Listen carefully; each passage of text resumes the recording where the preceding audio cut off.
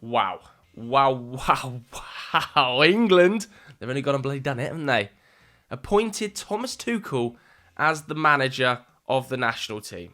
Now, today we're going to be running through my reaction to the news, why I think it's a good thing or do I think it's a bad thing. We're going to be talking a little bit about a German managing the England national team. We're going to talk about some of his record in knockout games and how he's going to set up at the World Cup in 2026. So let's get into it, because my immediate reaction to this news is it's absolutely fabulous. I cannot believe people are moaning about England appointing Thomas Tuchel as the England national team manager, specifically when we have a look at some of the other candidates that were available on the market. I don't think it's any secret that Pep Guardiola was clearly the FA's number one choice. But sometimes you don't get what you want. Pep Guardiola felt like a reach at the time, didn't he? He's under contract until the end of the season, so it would have made the transition a little bit awkward over the next 6 months. And even then, is there a guarantee he's going to leave Manchester City at the end of this campaign? I don't think so. It seems increasingly likely, in fact, he's going to sign a one-year contract extension. So, slightly unrealistic to even have the notion of Pep Guardiola becoming an England manager this early in his career. Maybe that will happen in the future, but not right now. So away from Pep, some of the English options, because I've heard everything this week about an Englishman must be managing England, all of this nonsense. Well, the English options, in my opinion, just aren't quite good enough. You know, Lee Carsley, he's done an okay job. I think it wasn't the most easy position to come into, and he's actually played some pretty attacking football, some quite attractive football, as we saw with much success for England's under-21 side. You know, he won that competition against Spain, didn't he, playing the way he wanted to play with that false nine. But that spotlight with the senior team burns different. And I think it has burnt Lee Carsley a little bit over the last few weeks. I think the scrutiny on him, the pressure he's experienced from the media, he maybe wasn't expecting. Been a little bit underwhelmed by some of the things he said in press conferences, how he's handled certain situations. And that is a big tick in Thomas Tuchel's box. The guy is as experienced as an operator when it comes to dealing with political situations, to working with the media, to communication. He is an absolute master of it. I've had the pleasure of interviewing Thomas Tuchel. I can comfortably say he's in the top 3 footballing people I've ever met. His charisma, his personality, the way he can talk tactics but also make you laugh. He would guarantee get player buy-in. Everybody I know in the media speaks incredibly highly of Thomas Tuchel's work with them. And you may think, oh, who cares about his reputation and sort of his relationship with the media? It's a massive thing for the England manager. It's one of the best things Southgate did, was reconnect with the media, have an excellent relationship, and be open and honest with them. That is something I fully expect of Thomas Tuchel. The other options that were English, Eddie Howe. Could England really have got him out of Newcastle right now? It doesn't feel like it. Again, it would have felt like the end of the season, a 6-month wait. What happens in that time? Graham Potter's available. Clearly, he wasn't thought of highly enough for this role. I think it is quite a damning indictment of Graham Potter, to be honest with you. An Englishman available, a high-level coach, not been gone for by the FA, and then a manager like Frank Lampard. I think below that, we're really scratching.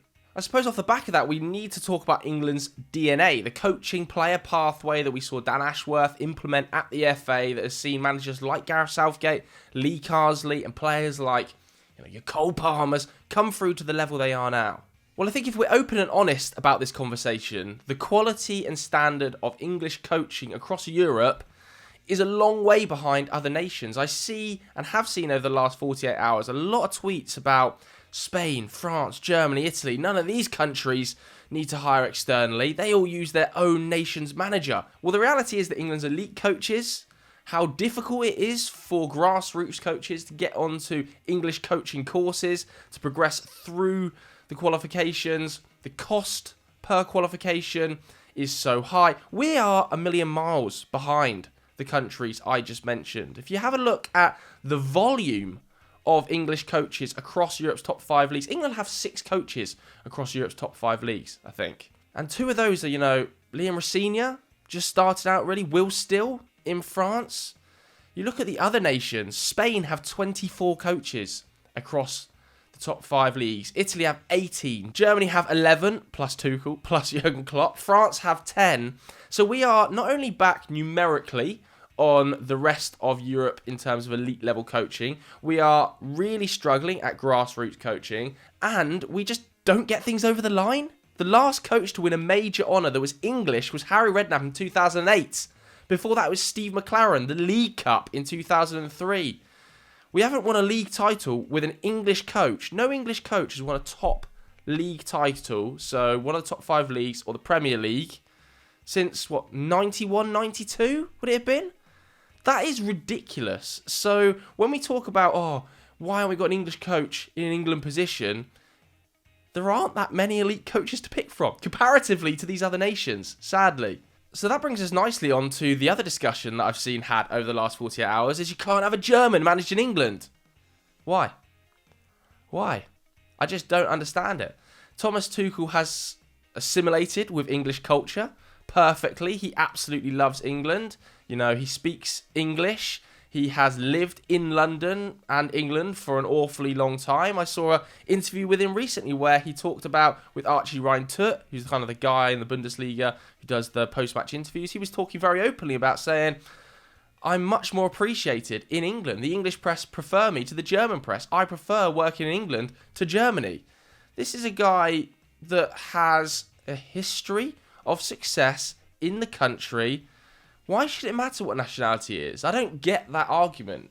If you are thinking that at home in the comments below, I really want you to comment right now because I actually want to argue with you. Let's be honest, I want to argue with you. I just don't get it. A couple of other reasons that I really like this appointment for Thomas Tuchel. First and foremost, I feel like he's got something to prove. You know, the back end of that Bayern tenure, it got a bit ugly, didn't it? It really did get a little bit ugly. I also think it got a bit ugly at the back end of his Chelsea tenure. Now, at Chelsea, he was having to deal with a myriad of political issues, the fallout of the Roman Abramovich situation, the takeover and that first summer, what it meant for his future. At Bayern, it also felt a little bit political behind the scenes, didn't it? How he was playing football was perceived to be not good enough. And I think there was a bit of grind behind the scenes at Bayern between the CEO and the sporting director, and Thomas Tuchel kind of got caught in the middle of that a little bit as well. So he's used to dealing with political fallout, which he's going to have to do at England as well. And the fact that the last 2 jobs have ended on a bit of a sour note, I think will make him want to prove it even more. I am the most elite coach. I can go out there and win the highest level of silverware. If this guy can come back with any trophy for England, he cements his status as one of the greatest coaches in the history of English football, flat out.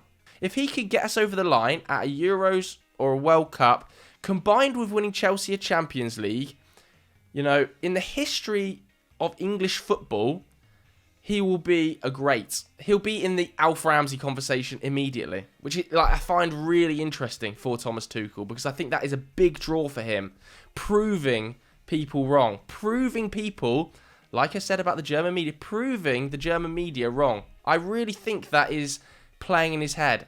I can go out there, I can win this. And I do believe he absolutely can win this. His knockout record as a manager is absolutely ridiculous. I'm sure you've all seen the statistics by now, but you think to his tenure at Chelsea, how many knockout games he was able to get over the line in. You think to, even at Bayern, some of the tactical excellence he displayed, despite the fact he was struggling domestically, for instance against Arsenal, when he came to the Emirates, drew 2-2, the 1-0 at the Allianz Arena. Both of those were tactical masterclasses, in my opinion.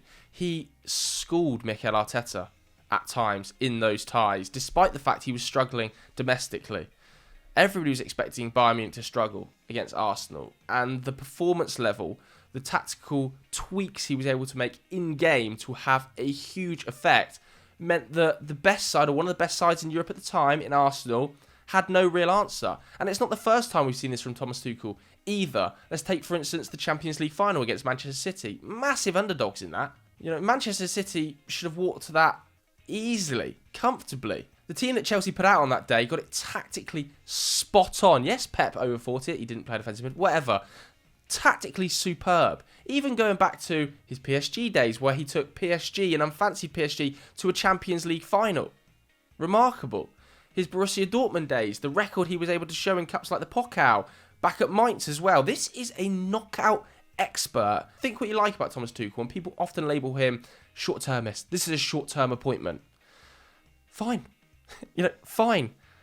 This isn't a long-term appointment. I agree.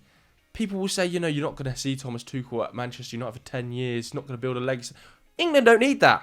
England need a manager to come in and get us over the line. Southgate built excellently over the last 6-8 years. Now somebody needs to take that build and get it over the line. The quality of players England have in this squad can win a World Cup.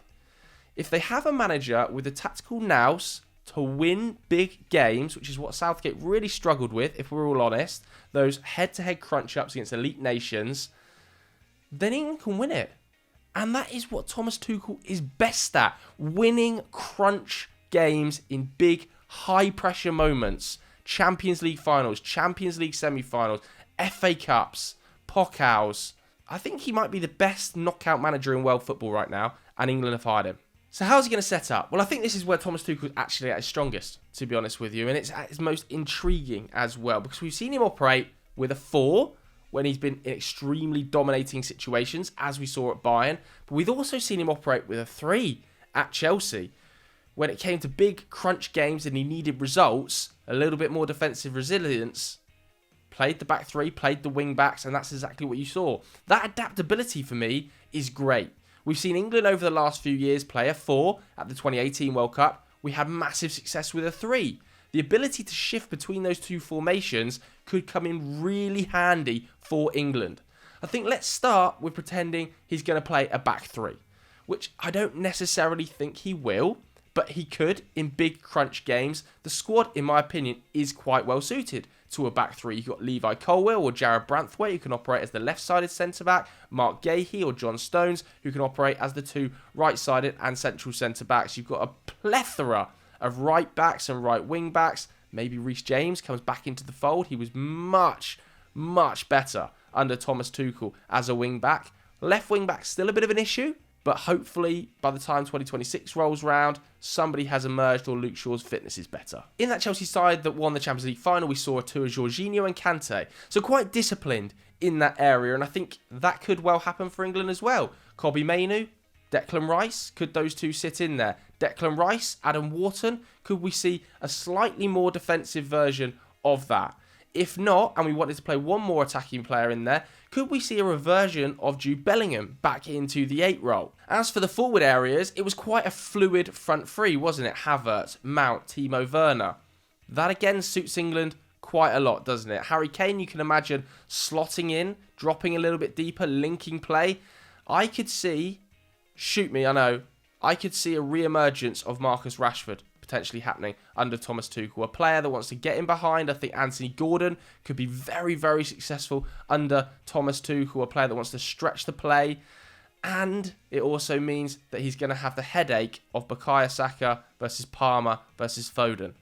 I think Thomas Tuchel, though, is experienced and brave enough to make the decision as to which of those one can play. I'm not sure you can have more than one in the side playing a 3 at the back formation, which is why he may choose to play the 4, and that's probably where I think he'll end up. And I think we saw hints of that in his Bayern Munich side when he played a 4 at the back system in much more dominating games. Even against Arsenal, the 2-2 at the Emirates, that was a back 4.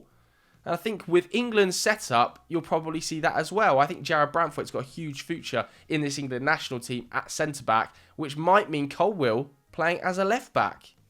Don't think that's a negative thing, to be honest with you. I think he's a really good defender, having an excellent season. You can see John Stones or Mark Gahey playing as the right-sided centre-back. Again, huge talent level at right-back. And in midfield, it would offer you slightly more options. Say at Bayern, when he was playing Connie Lima and Joshua Kimmich, or Pavlovic and Joshua Kimmich in there, if that was to happen, I think you could see Declan Rice playing alongside Adam Wharton or Kobbie Mainoo, maybe even Conor Gallagher getting another chance in that midfield. And then in forward areas, at times at Bayern, we saw Muller and Musiala as floating number 10s. That is exciting, because that could be Phil Foden and Cole Palmer. Those two working in those half spaces in between the lines, picking the pockets. That excites me. Overall, this whole appointment has got me buzzing. Honestly, whether it's Saka playing on the right, Foden being dropped, Anthony Gordon, Rashford running in behind, Kane put up record goal-scoring numbers. He scored more goals per 90 under Thomas Tuchel than he did under any manager in his career. What's not to like, man? Overall, as you can tell, I'm absolutely buzzing with this news. Absolutely buzzing. His press conference is today, I think, at 1:30. I'm shooting this very early in the morning. I just can't wait to hear Thomas Tuchel talk football again. Great communicator, great to listen to. In charge of England. Get him one of them England caps. Get him one of them England caps. Let me know what you think of the move in the comments below. If you enjoyed this video, hit the like button, hit subscribe.